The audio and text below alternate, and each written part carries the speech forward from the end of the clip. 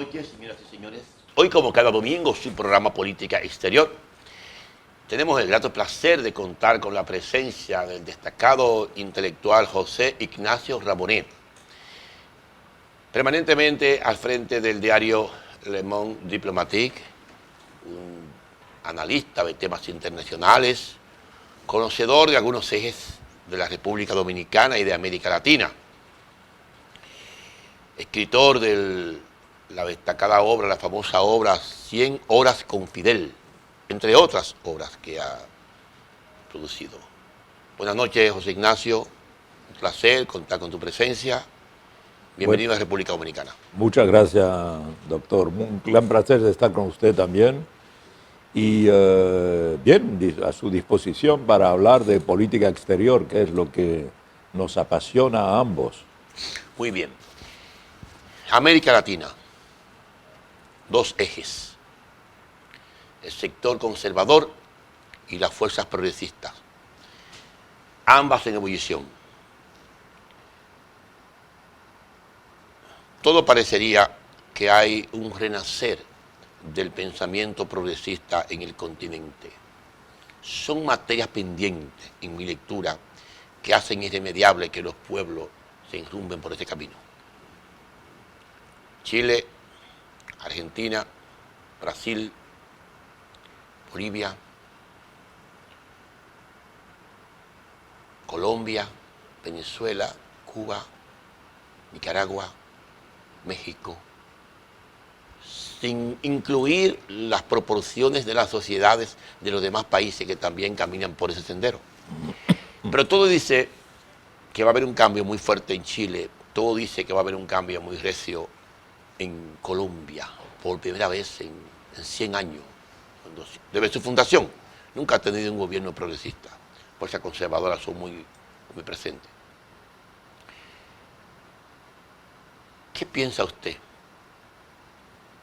que ha pasado en este continente, donde el socialismo del siglo XXI, donde los gobiernos progresistas parecieron sucumbir ante el final de un ciclo de izquierda, y en menos de 8 años hay un resurgir impresionante?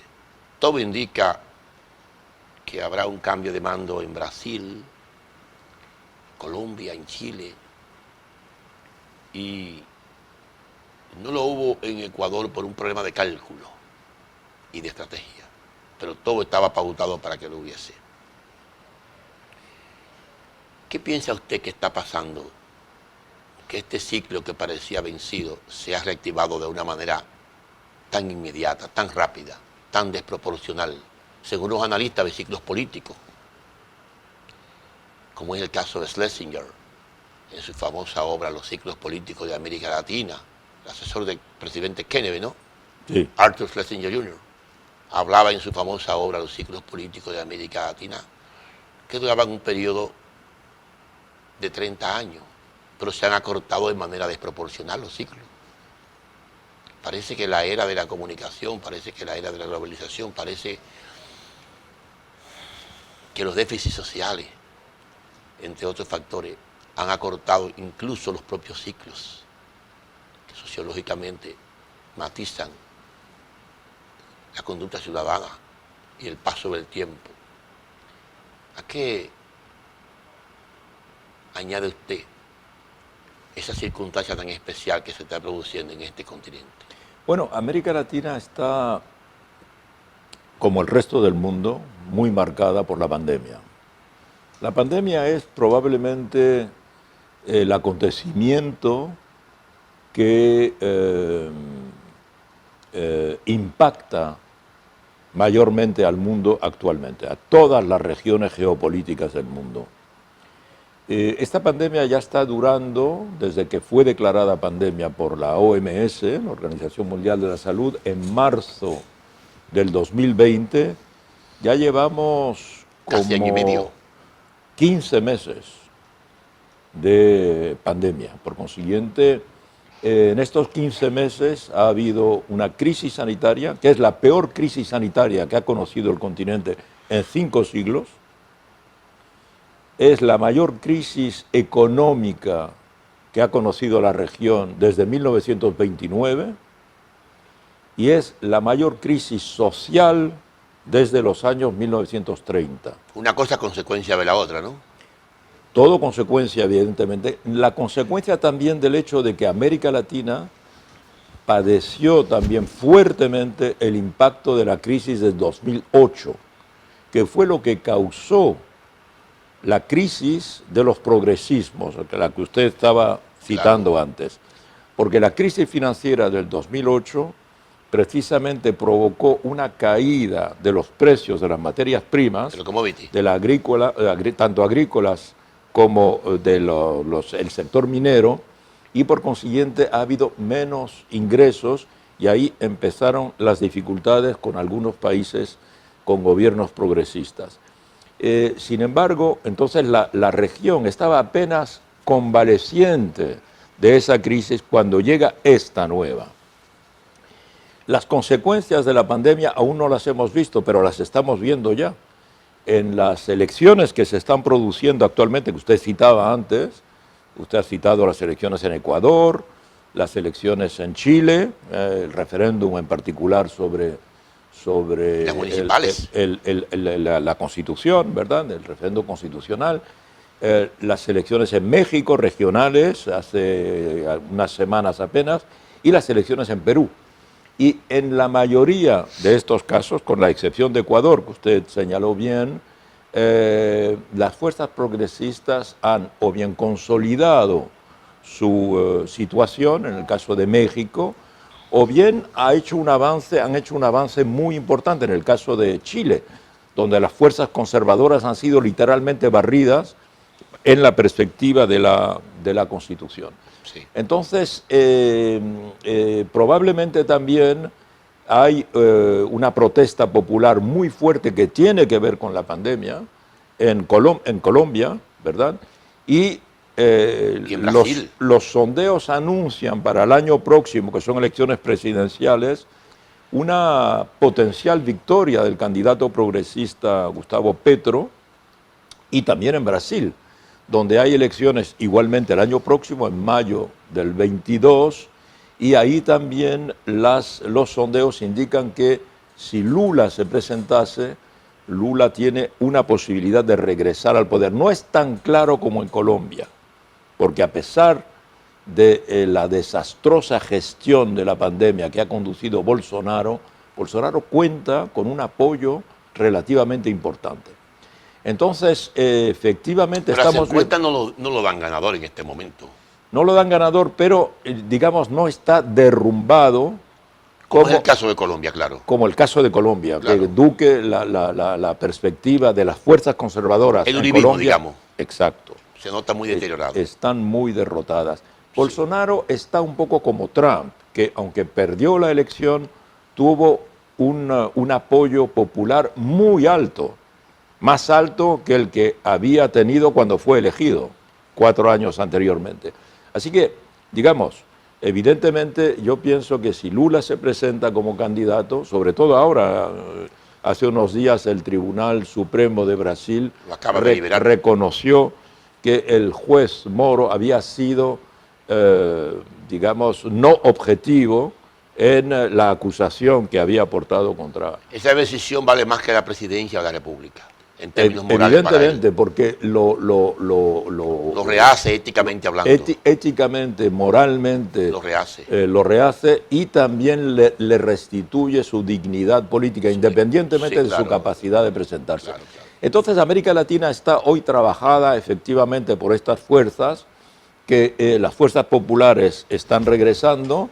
Hay que decir que la situación del COVID plantea retos muy importantes con respecto a los próximos meses.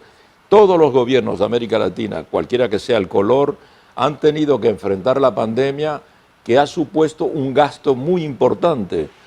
Por ejemplo, los gobiernos han tenido que ayudar de una manera u otra, ya sea a las familias, ya sea a las pequeñas empresas. Han tenido que comprar vacunas, han tenido que desarrollar una política sanitaria muy fuerte desde el punto de vista del Estado, de servicios públicos. Todo esto ha conducido a un endeudamiento de muchos países. y ese endeudamiento no va a poder ser compensado por el aumento de los impuestos, porque precisamente el presidente Duque, al querer aumentar los impuestos en Colombia, produce una protesta social. Entonces, en los próximos meses vamos a ver en muchos países de América Latina cómo se resuelve el déficit que se está creando. Cuando, como usted sabe, la estructura fiscal en la mayoría de los países de América Latina es demasiado débil. En América Latina se pagan muy pocos impuestos y en particular los que más tienen no son los que más pagan. Entonces va a haber que reflexionar. Hace unos días salió un dossier, un informe del PNUD, del Programa de Naciones Unidas para el Desarrollo, insistiendo sobre este tema, que la situación de América Latina es muy preocupante en esta situación de crisis general, de crisis sanitaria y de crisis fiscal. Pero no solamente hay una tasa de impuestos, hay un mecanismo de ausencia de recaudación bajo. Claro, claro. Aquí se evaden más de 200.000 millones de pesos. El Estado deja de perder unos 3.500 millones de dólares. Para una economía pequeña es mucho dinero y si va dirigido al gasto social todavía se siente más. No sé hasta dónde estos gobiernos van a poder manejar una necesidad de subsidios sociales con una incapacidad de recaudación. El endeudamiento tiene un límite. Tendrán que desplegar la sala de la imaginación, como decía Carlos Fuentes, a muy alto nivel. Pero yo siento, creo que Lenin, Trotsky, no recuerdo cuál de los dos, escribió en algún momento que en política la suerte era una categoría histórica. Está bien.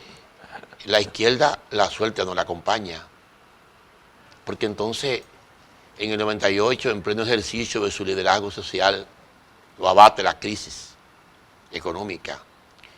Ahora está de regreso y la recibe esta crisis. O sea, no puede desencadenar su capacidad de gestión si no es siempre en el marco de una crisis. No. Y lógicamente la va a averiar en cuanto a su imagen de conducción social. La va a averiar.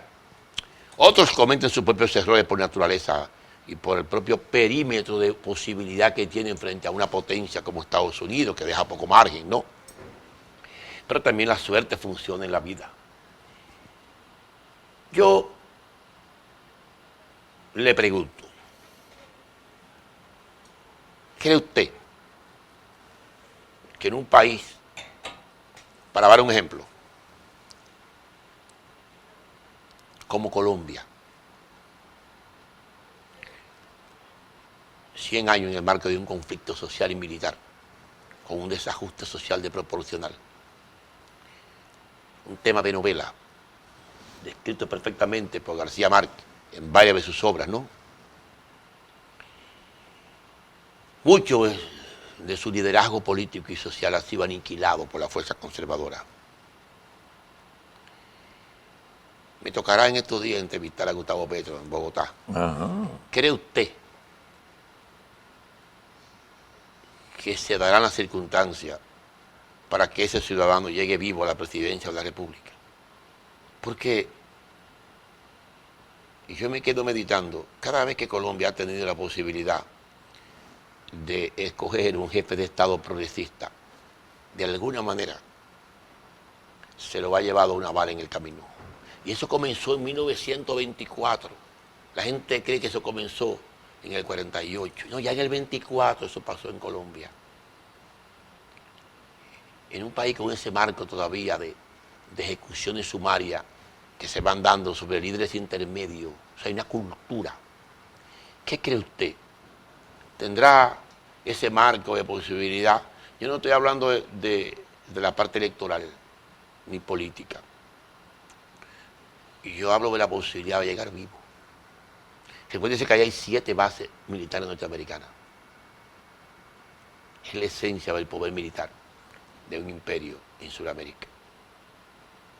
¿Qué cree usted que podrá pasar con Bueno, Gustavo Petro? Colombia es un país, como usted lo ha descrito muy bien, es un país que conoce, digamos, la violencia desde hace prácticamente un siglo. Es un país que ha estado en guerra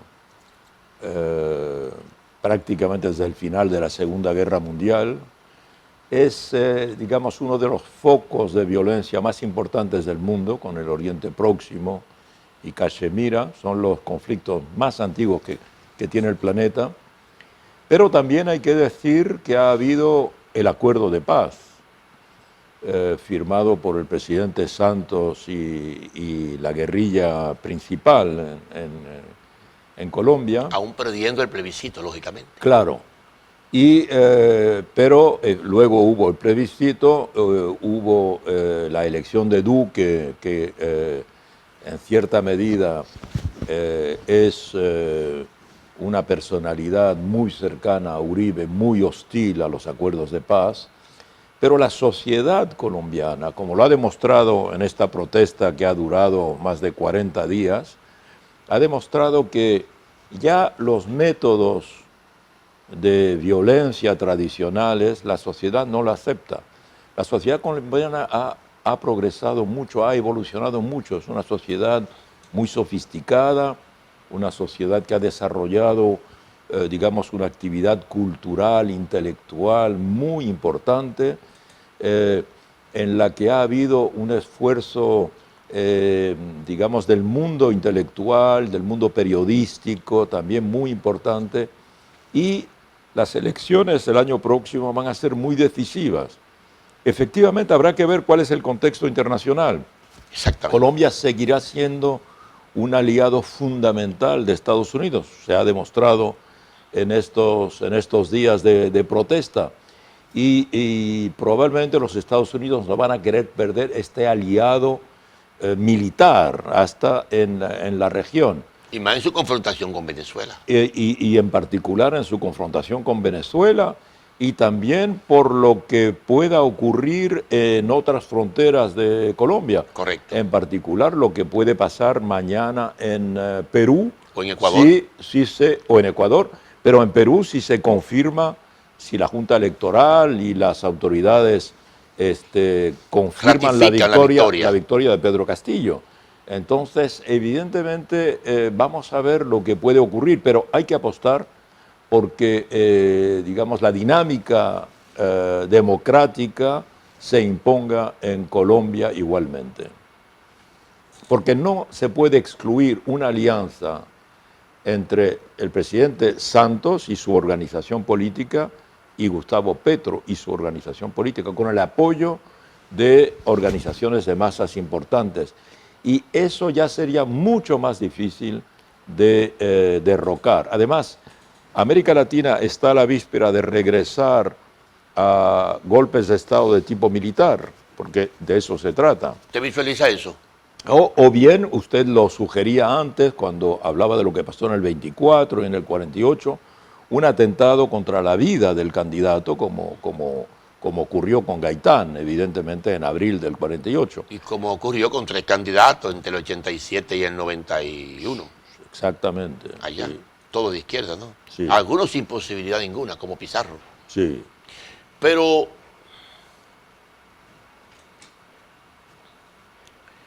una sociedad como la colombiana, donde el ciclo político del uribismo lógicamente ha llegado a su fin, ¿no? Recuérdese el tema de los falsos positivos. Estamos hablando de más de 7.000 víctimas. Allí hay una cultura muy enclaustrada en ese tema de la violencia. De todos modos, hay que apostar siempre a la vida, al entendimiento, a la concertación, al diálogo. Mi pregunta es, ¿cree usted que en el marco de este nuevo ciclo político puede haber un regreso sobre el golpe militar en América Latina? Mire, ¿Ve usted alguna posibilidad de eso? Mire, no se puede excluir. En el contexto que he descrito antes, en un contexto en el que, por razones de la pandemia, de endeudamiento de los estados, va a haber indiscutiblemente protestas sociales. Mire, si solo en América Latina ha habido 3 gobiernos que han tratado de aumentar los impuestos: Costa Rica, Guatemala y Colombia. Los 3 han enfrentado protestas sociales, han tenido que dar marcha atrás. Entonces, en ese contexto de protestas sociales importantes, de crisis económica también relativamente importante, por ejemplo, ¿qué pasará en Perú si se confirma que el candidato Pedro Castillo es el nuevo presidente? ¿Qué harán las Fuerzas Armadas? Actualmente estamos en un ciclo en que las Fuerzas Armadas han salido de esta tentación de apoderarse del poder, pero no sabemos cómo será el mundo pospandémico, si sobre todo no hay el crecimiento suficiente. Entonces es una pregunta legítima. Yo estaría tentado de decir que hoy tampoco, digamos, el imperio, sobre todo con el gobierno del presidente Biden, no creo que apoye aventurismo militar en la región, no lo creo, pero la pregunta es legítima. Los ejes centrales de la política exterior de los Estados Unidos hacia América Latina no marcan esa ruta. Esa es la última carta ante el caos. Todavía no ha llegado la hora del caos. Es mi lectura. Yo pienso que la administración Biden, que todavía no ha definido su política exterior hacia América Latina, todavía no ha definido sus ejes centrales, ha decidido articularla en otros aspectos, en su relación con Rusia, en su relación con China, en su reentendimiento con Europa, articulando una alianza estratégica para enfrentarse con China y Rusia al mismo tiempo, en lo que yo estimo que es un error. Y muy ciertamente hacia América Latina todavía no ha definido una política. Sí decidió articularla muy claramente con México, a quien considera un elemento estratégico de seguridad nacional, de su política migratoria, pero no hacia América Latina. La Carta de Lima, la Carta de respeto a las instituciones democráticas, atrapan un poco la política multilateral de Estados Unidos con relación a los golpes de Estado. Esa ha sido una carta muy apostada por ello y muy dirigida hacia Venezuela. Entonces, habría que rectificar todo lo que son los ejes de su política exterior en el multilateralismo. Yo pienso que los golpes de Estado aislarían la política internacional de Estados Unidos en América Latina y no tendría mucha fuerza para combatir ejemplos similares en otra parte del mundo. Entonces, es mismo de esta lectura. Pero yo le pregunto, todo indica que en una sociedad algo conservadora como la chilena, se va por ese camino. El sistema de partido político en Chile quedó desarticulado. Este resultado fue devastador, no solamente para la fuerza conservadora, también para los partidos de la concertación, ¿no? Quedaron atrapados en la ausencia de una política que lo conectara con sus respectivas sociedades. 20 años duró la concertación al frente de los gobiernos. También se le venció un ciclo. Todos sabemos que los candados que dejó Augusto Pinochet en la Constitución de 1981 volvieron inviable la gobernabilidad, el ejercicio gubernamental en ese país. El pueblo por sí mismo buscó la salida.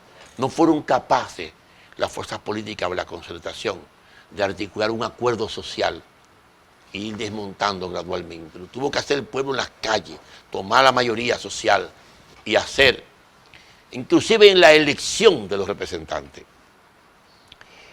Lo que no quiere decir incluso que la fuerza progresista dividida logren ganar en Chile.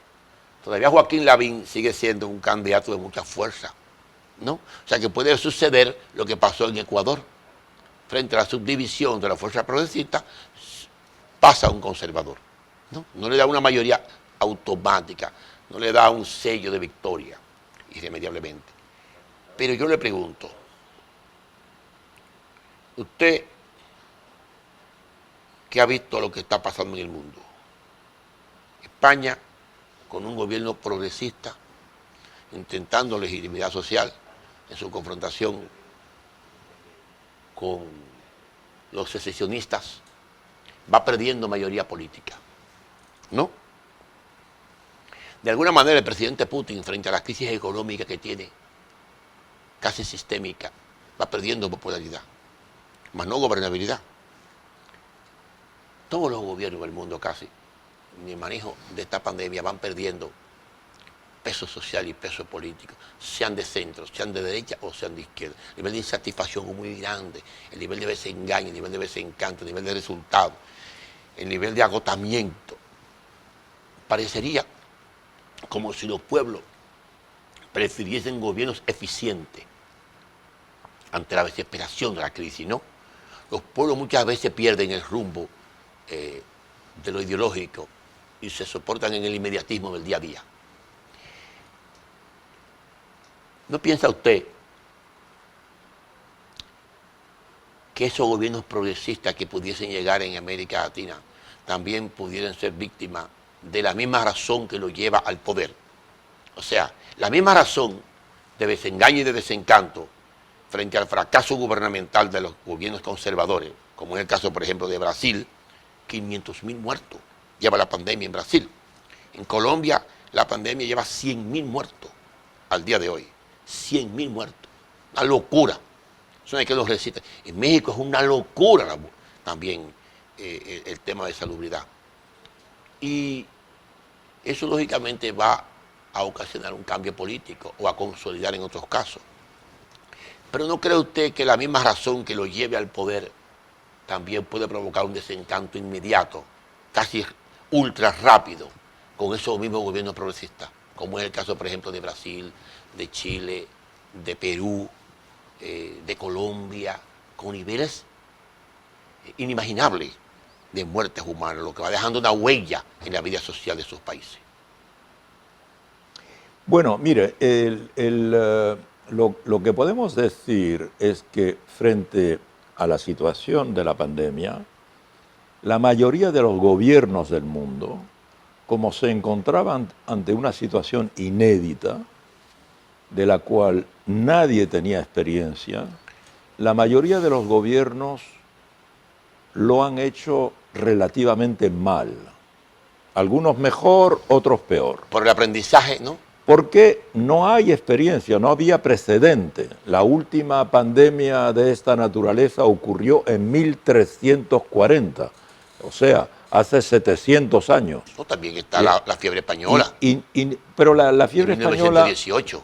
Sí, pero la fiebre española pasó como desapercibida, no se vivió como una pandemia. Bueno, con la conciencia. En términos mediáticos, ¿no? En términos mediáticos, en términos sanitarios. Pero en términos sanitarios dejó 18 millones de víctimas. Sí, pero no se vivió, no hubo conciencia de que eso, porque estaba, digamos, el efecto de la Primera Guerra Mundial, sí, porque la gripe española se produce al final de la Primera Guerra Mundial, claro, y el mundo está reconstruyéndose, saliendo de ese traumatismo que fue la Primera Guerra Mundial, lo que se llamó la Gran Guerra. Entonces, la gripe española, a pesar de sus dimensiones excepcionales de mortalidad, pasa como desapercibida mediáticamente. Entonces, no hay precedente de conciencia, ¿verdad? Y los gobiernos no se organizan para eso, no hay la misma experiencia. Entonces, lo han hecho evidentemente como han podido, algunos un poco mejor, otros un poco peor. Pero lo que estamos viendo con las elecciones que se están produciendo ahora, 12 meses, 15 meses después de la pandemia, es que las sociedades sancionan al que gobierna. Claro. Como han sancionado a Trump. Claro, claro. Como acaban de sancionar en Perú al partido que gobernaba. O en Chile. Como en Chile, y como lo vamos a ver en muchos países, en muchas elecciones. Como acaban de sancionar también digamos, a Morena en la capital, en el DF, en México. Muy fuertemente. Muy fuertemente. aunque Morena en términos- no ha perdido las elecciones, No, sobre pero- todo pero no en ha las logrado. gobernaciones, pero en la capital sí ha sido sancionado. que es su coto político. Evidentemente. Entonces, podemos decir esto, que lo que estamos viendo es que las sociedades donde hay elecciones sancionan al gobernante porque consideran que no lo ha hecho Por bien encima de lo y ideológico. nadie lo ha hecho bien, nadie lo ha hecho bien, En verdad, ¿verdad? no nadie. Pero entonces esa situación, para responder a su pregunta, esa situación no se va a producir dentro de 2 años o 3 años o 4 años cuando haya, porque se supone que ahora con la vacunación, de aquí a 6 meses, globalmente estaremos saliendo de esta pandemia, ¿verdad? La vacunación va a seguir avanzando. Lo que no sabemos es cuáles serán las consecuencias de la crisis económica y de la crisis social. Ahí es donde, como decíamos antes, va a haber que tomar iniciativas que no van a ser fáciles. Yo soy de los que pienso que los países de América Latina, en particular de América Central y del Caribe, deberían hacer una acción concertada, porque todos van a tener más o menos los mismos problemas, y reclamar algo como un plan Marshall a nivel internacional, para que haya una ayuda sin intereses y que permita reconstruir estos países que van a salir muy deteriorados, están ya muy deteriorados por la crisis, porque va a haber aumento del paro y del desempleo, porque va a haber quiebra de cantidad de pequeños empleos, porque las exportaciones no se van a desarrollar en este contexto, porque el turismo no va a volver a arrancar La inversión extranjera antes de tampoco. por lo menos 6 o 9 meses. Entonces, evidentemente, muchos países necesitan ayuda y yo creo que lo que lo que estos países pueden ofrecer a cambio de esta ayuda es, por una parte, que sea una ayuda casi sin intereses y por otra parte, comprometerse a crear una política fiscal, como decíamos al instante, que permita una mayor recaudación fiscal, justa, evidentemente, para tener una perspectiva de restituir esta ayuda que podrían recibir. Entonces, esto hay que pensarlo hoy. Igual que en el último G7, los países desarrollados decidieron lanzar una ayuda en términos de vacunación para los países menos desarrollados, hay que pensar en algo mayor, una ayuda a muchos países. Lo que estoy diciendo se va a repetir en África. ¿Esto cómo se va a traducir? Claro, con protestas sociales o por lo menos un voto en las elecciones de protesta, ¿verdad? Un castigo electoral. Pero también con emigraciones masivas que los países del norte vemos que no están dispuestos a acoger. La Unión Europea hace unos días acaba de renovar un acuerdo con Turquía de 3.000 millones de euros para que Turquía mantenga en su territorio a los centenares de miles de refugiados sirios que solo desean una cosa, que es llegar a Europa. Claro. Usted recuerda las imágenes que vimos de hace unas semanas en Ceuta, en Marruecos, Claro. ¿verdad? Entonces, sí, pero perfectamente dirigido todo aquello, ¿no? Todo aquello, pero lo que hay millones y millones de jóvenes a la espera para ir hacia el país desarrollado, cosa legítima, evidentemente. Claro. Si no se desarrolla en el país, ¿qué ha hecho Kamala Harris, la vicepresidenta de Estados Unidos? Por primera vez en la historia, el dirigente o el segundo dirigente más importante de Estados Unidos no viaja a México, viaja a Guatemala. Oiga, Guatemala no es una superpotencia en América Latina, a pesar de todo el cariño, el respeto y la admiración que tenemos por Guatemala. Pero va a Guatemala, ¿por qué? Porque el problema de los refugiados se sitúa en lo que se llama el Triángulo Norte. Es el epicentro. Y evidentemente, ¿cuál es su discurso? No vengan a Estados Unidos. Luego va a México y repite esa cuestión. Estos días estaba visitando la frontera sur de Estados Unidos, la propia Kamala Harris. Y Kamala Harris, ¿qué importancia tiene? Porque Biden le ha confiado la cuestión de las emigraciones. Entonces, esta cuestión de migración es una cuestión que solo se va a detener si los países se pueden desarrollar. Biden, cuando estaba haciendo su campaña electoral, prometía una especie de mini plan Marshall para el Triángulo Norte, Honduras, Guatemala, El Salvador. por el momento, como usted decía antes, no ha definido una política para América Latina, ni para América Central, ni para el Caribe. Ramonet, en 1961, Fidel Castro, que es el articulador real de este tema, cruzó por Buenos Aires y en uno de esos momentos de lucidez que tienen los jefes de Estado, presentó una propuesta de 35 mil millones de dólares que el presidente Kennedy debía presentarle a América Latina.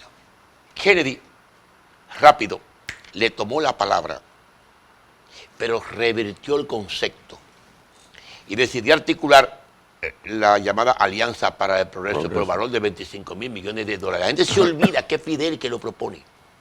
No es una idea de Kennedy. Kennedy toma la palabra, ¿no? Y decide utilizar aquel capital económico para contener el avance de las fuerzas de izquierda en América Latina. O el avance de Rusia en la famosa confrontación Guerra Fría, ¿no?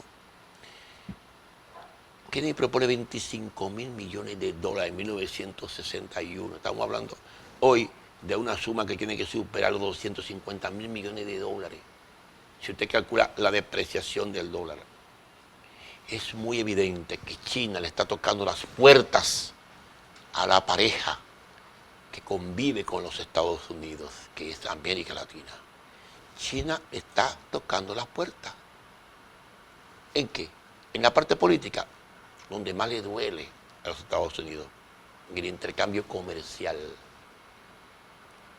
No puede ser imperio en ninguna parte del mundo, sino que es un área de influencia, una zona de amortiguamiento político, económico, militar y social. Y América Latina, con un Producto Interno Bruto, si usted lo suma entre Argentina, Chile, Brasil, Colombia, los países de Centroamérica, tiene que estar por encima de casi los 4 billones de dólares. Yo lo he sumado lentamente, me he dedicado a eso, chele por chele, en una economía de pulpería, como se podría decir, ¿no? No solamente la parte económica, también la parte estratégica, el peso de influencia. Estados Unidos están condenados, están obligados a hacer un gran plan de restablecimiento de la estabilidad social, política y económica de América Latina. Yo no le quiero decir un plan Marshall, pero sí una reeditación de algo como la Alianza para el Progreso. Si bien no es posible aplicarlo en naciones como Brasil, en naciones como México, pero sí en 8 o 10 países de América Latina van a tener que hacerlo, como es el caso de Bolivia, de Ecuador, de Guatemala, de El Salvador, de Nicaragua, de República Dominicana, de Haití. Ya en Puerto Rico lo están haciendo en este momento. Yo voy a Puerto Rico en los próximos días a grabar 5 programas de televisión. Allí hay una nueva clase de dirigentes joven que la gente casi no conoce en el Caribe. Allí ha cambiado todo. El Partido Independentista acaba de sacar el 17% en las últimas elecciones, Ramonet. La gente no sabe eso. Ahí derrocaron al gobernador por primera vez. Derrocaron al gobernador en 72 horas. Rosselló. Allí hay toda una primavera política. Sí. Y decidí grabar 5 programas con nuevos senadores jóvenes que hay. Excelente. Y, sin embargo, ¿qué descubro yo? Que Trump, que tenía un discurso y hacía lo contrario, dejó aprobado un plan de 20 mil millones de dólares solo para Puerto Rico. 20 mil que se va a aplicar en 24 meses. Una locura de inversión para una pequeña isla de 3.5 millones de habitantes. No, 20 mil. Casi lo mismo que se aplicó en el 61 para América Latina, ¿no? Lo va a aplicar allí en infraestructura, o sea, dinamizando la economía, luego ver los daños emocionales y materiales del ciclón María. Entonces, yo estoy convencido que los Estados Unidos van a tener que hacer ese proceso, no solamente para ganarse el respeto de los países de América Latina, ¿no?, sino también para contener el avance de China, porque es que no hay calidad ni peso político que pueda contener el avance del imperio chino, prácticamente en América Latina, en apoyo, en respaldo, en todo. No se siente casi el apoyo de los Estados Unidos en el marco de esta crisis desproporcional que afecta a estas pequeñas naciones. ¿Qué significan para Estados Unidos 100 o 200 mil millones de dólares? Digamos Yo no estoy diciendo que lo ejecuten en 12 meses, pero sí lo pueden ejecutar en una década. Y sí crea un marco de esperanza y de expectativa con relación al hermano mayor que es Estados Unidos, ¿no? Entonces, en eso no hay discusión. Pero mi pregunta es la siguiente. Estados Unidos va, en términos de política exterior, directo a una confrontación con China y con Rusia. Por primera vez en su historia se confronta con estas dos naciones. Nixon, en los años 70, decidió fragmentar a China y Rusia y entenderse con China. Terminó perdiendo Rusia toda la Guerra Fría y aniquilándose. No se disolvió Rusia. Tuvo la dicha histórica o la circunstancia especial de encontrar un hombre como Vladimir Putin que reencauzó esa gran nación, quizá para la propia subsistencia de la humanidad como tal. Si usted calcula el nivel de confrontación nuclear entre ambos países, se da cuenta que aquello es algo para acordarlo, para entenderse en términos de cohabitación en el planeta. ¿Cómo piensa usted en esta búsqueda de alianzas que hace el presidente Biden con Europa, en este fortalecimiento pretendido que hace la administración, que hace el Pentágono, que hace el aparato industrial militar con Europa, para irse derecho a una confrontación económica de contención frente a China y frente a Rusia? En esta nueva realidad en la que China ya no es aquel país de bicicleteros, ¿no?, sino que es una segunda potencia económica, con un líder. Si el mundo tiene 5 líderes, uno de ellos es Xi Jinping y otro es Vladimir Putin, pasando por Angela Merkel, que va en caída. Pero, ¿cómo piensa usted que podrá originarse este choque de titanes que se ve venir entre Estados Unidos, Rusia y China? Lo digo así, porque no percibo que Europa esté compacta en una alianza con Estados Unidos. No la siento en capacidad de cohesionarse y hacer esa pelea con esas dos grandes potencias. Bueno, el reciente viaje del presidente Biden a Europa, donde estuvo en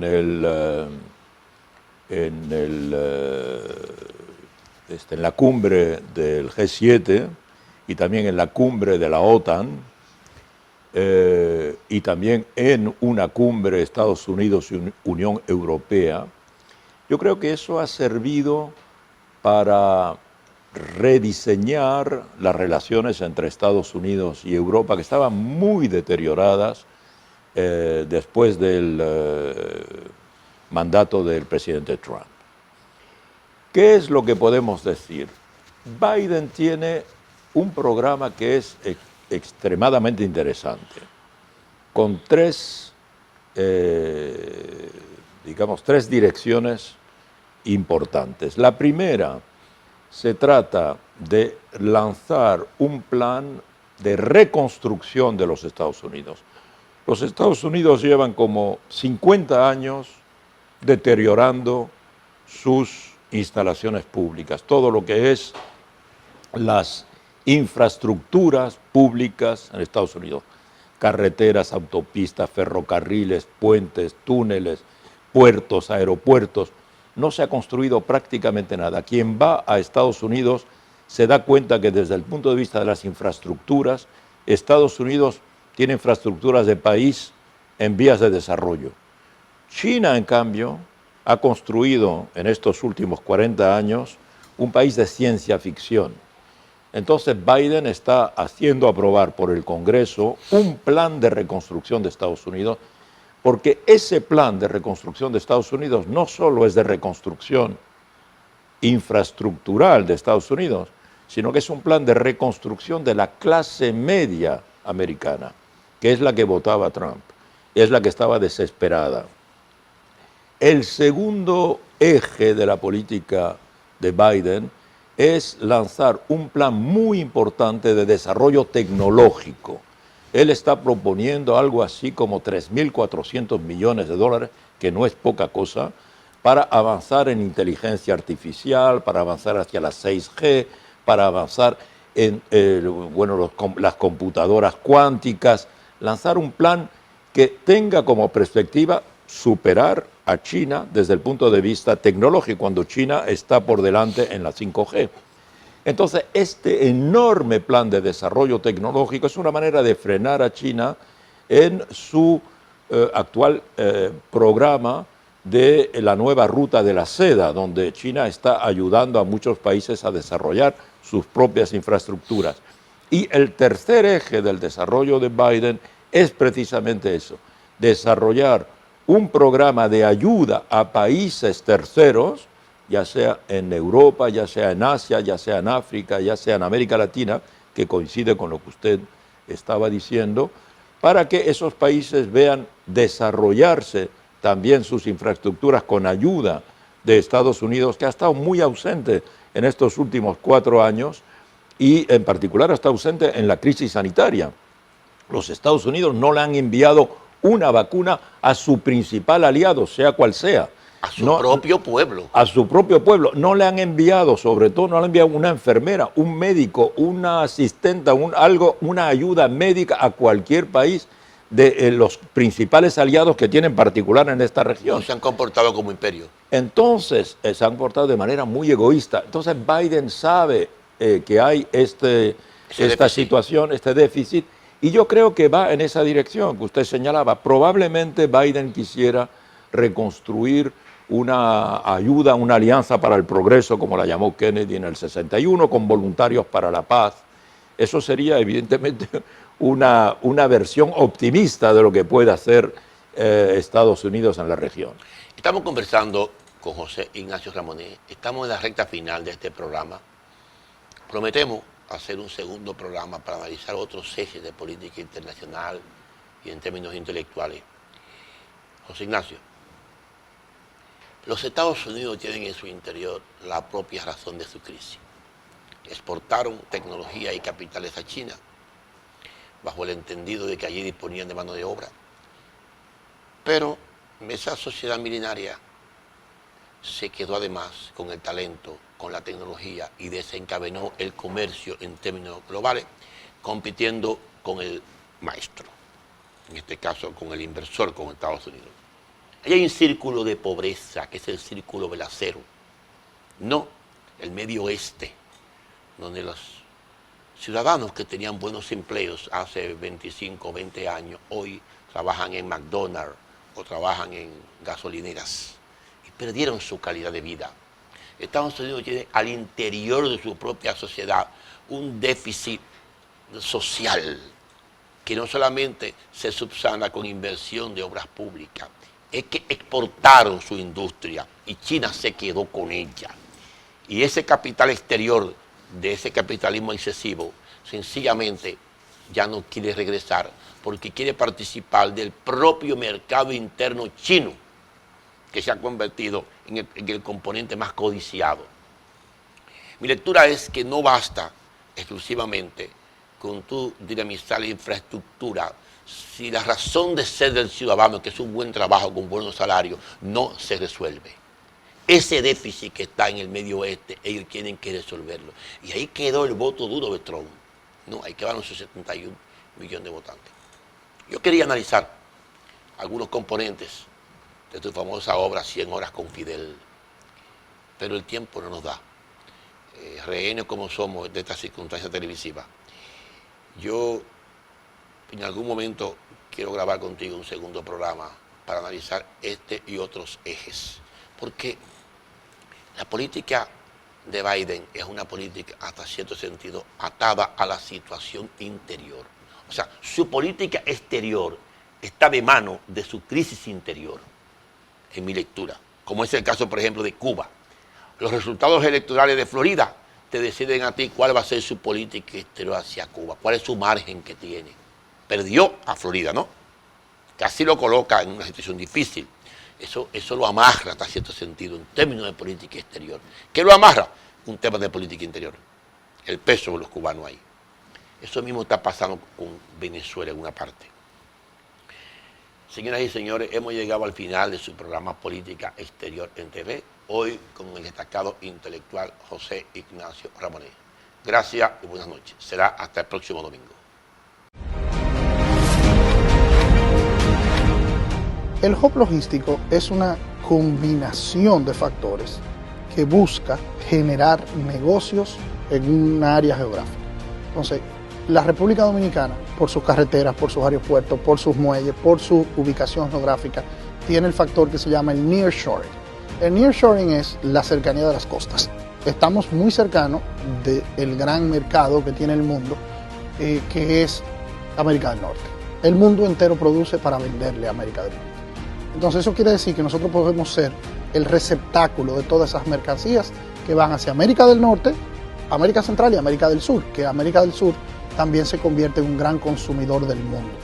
Y el trasiego de materia prima desde América del Sur al Asia, ser el centro de eso, es de lo que se trata, ser un hub logístico.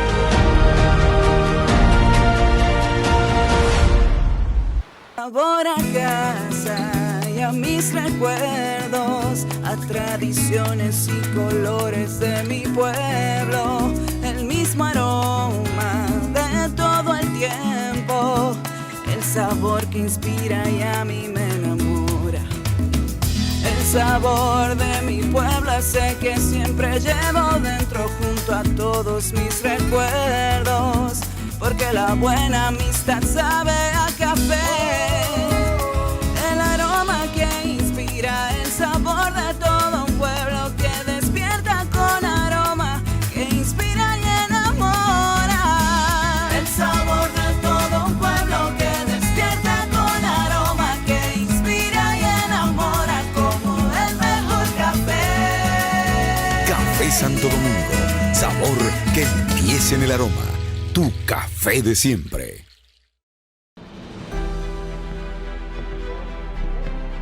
El mundo está cambiando, siempre lo ha hecho, ahora más deprisa. Nuevos retos y oportunidades nos desafían. Vamos a enfrentarlo con fe y con confianza. Por eso el Infotep está convocando a su primera consulta nacional sobre el futuro de la formación técnico-profesional en la República Dominicana. Recuerda, queremos escuchar. En el Infotep valoramos tu opinión. Otro día que nace con renovadas esperanzas en el campo dominicano, porque ahora el Ministerio de Agricultura trabaja para apoyar a nuestros productores, roturando la tierra, rehabilitando caminos, creando fuentes de agua, con capacitaciones y asistencia técnica, reactivando la investigación y entregando semillas a tiempo para la siembra, garantizando así la seguridad alimentaria del país. Dinamizamos la comercialización, impulsamos la exportación y gracias al presidente Luis Abinader, por primera vez, acceso a financiamiento a tasa cero. En agricultura estamos cambiando, propiciando la rentabilidad del productor y buenos precios para el consumidor. Gobierno de la República Dominicana. En INAPA estamos cambiando. Hemos iniciado el Plan Nacional de Rescate de nuestras instalaciones en todo el país.